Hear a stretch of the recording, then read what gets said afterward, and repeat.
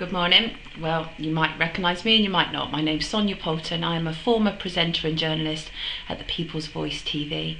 And this is my, response to what David Icke has had to say about me on the People's Voice yesterday.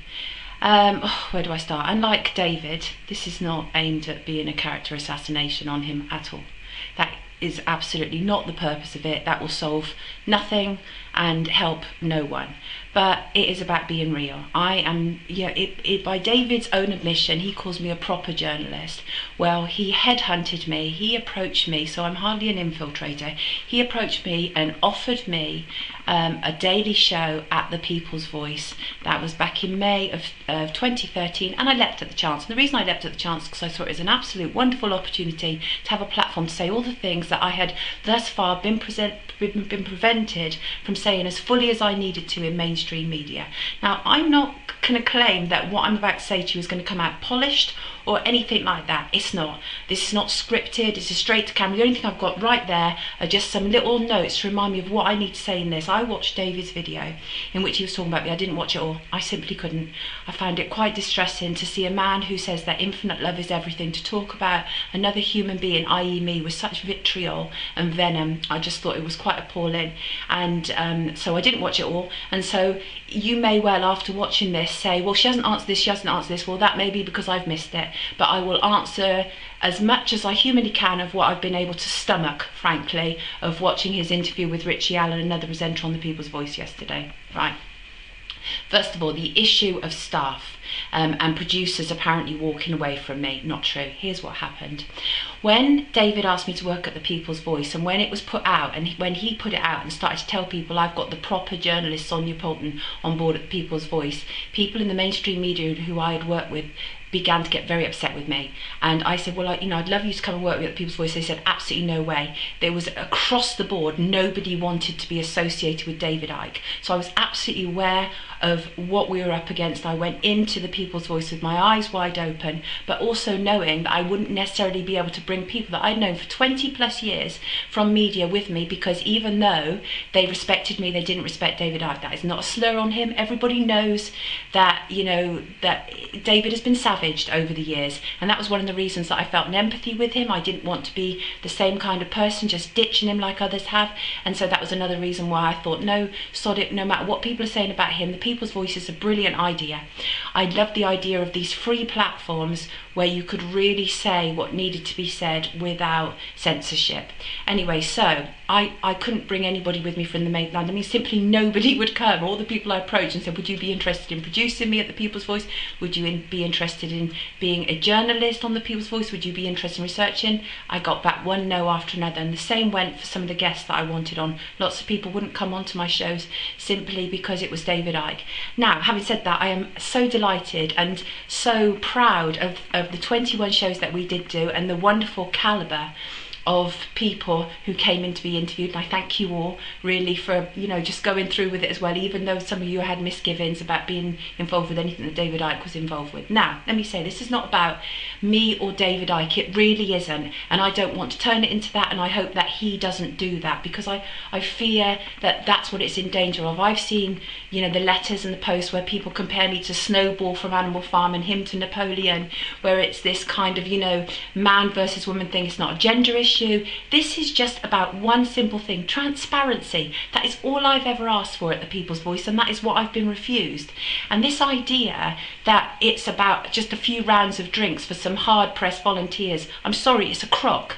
What we need to do is have a thorough investigation of what has happened with the People's Voice. Some people are saying it's only £300,000, which is it's actually more, but that's what some people are saying. But it's not just about that. If the People's Voice is supposed to be different to what is already out there, then it has to conduct itself in an ethical way. And spending money, frankly, what appears to be willy-nilly, is not ethical. There is so much that needs to be explored in terms of that entire revenue stream that was coming into the People's Voice. And it's not just from Indiegogo, it's from PayPal, other sources. They all need to be looked into. This is not an attack on the People's Voice. This is not an attack on David Icke, but it is asking for transparency. I want to do a live interview with David Icke, Sean, ADL, Tabatabai and Liz Roberts. They are the three people whom I believe have the information on what has happened with the money. I'm not accusing anybody of anything, but they took me into a dark studio, excuse me, on Monday, when I went into the People's Voice to do what I thought would be my show, and we had a meeting beforehand. They took me into a dark studio at the People's Voice. They never have meetings in a dark studio. What on earth was that about? It was designed to intimidate. I was quite disgusted. David, if you're watching this, which I know you will be, I was quite disgusted that you did that. It really made me lose some respect in you, to be honest with you, because you're better than that. You should be better than that, because you say all these wonderful things, David, but I don't believe you are necessarily living them. So oh God, like I said, I don't want this to be an attack on you, David, but it is what it is. Let's be real. You have behaved appallingly. That first statement you released about me was a savage attack. You didn't put a name to it, but you wrote it, and the reason that people now know you wrote it is because Liz Roberts admitted it into an email to Barry Sharp, one of the presenters no more at the People's Voice, that it was you, David Icke, who wrote that scathing, vicious statement about me leaving.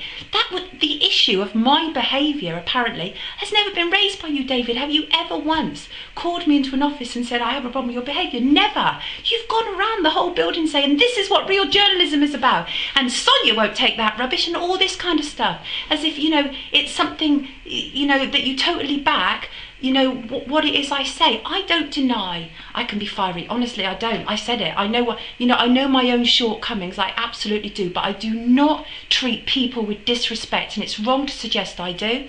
And I'm very sad that some people at the People's Voice do not have the backbone that they claim to have. That has really saddened me. This whole idea, I'm sorry, it makes me laugh actually, because it just shows how wussy some people are.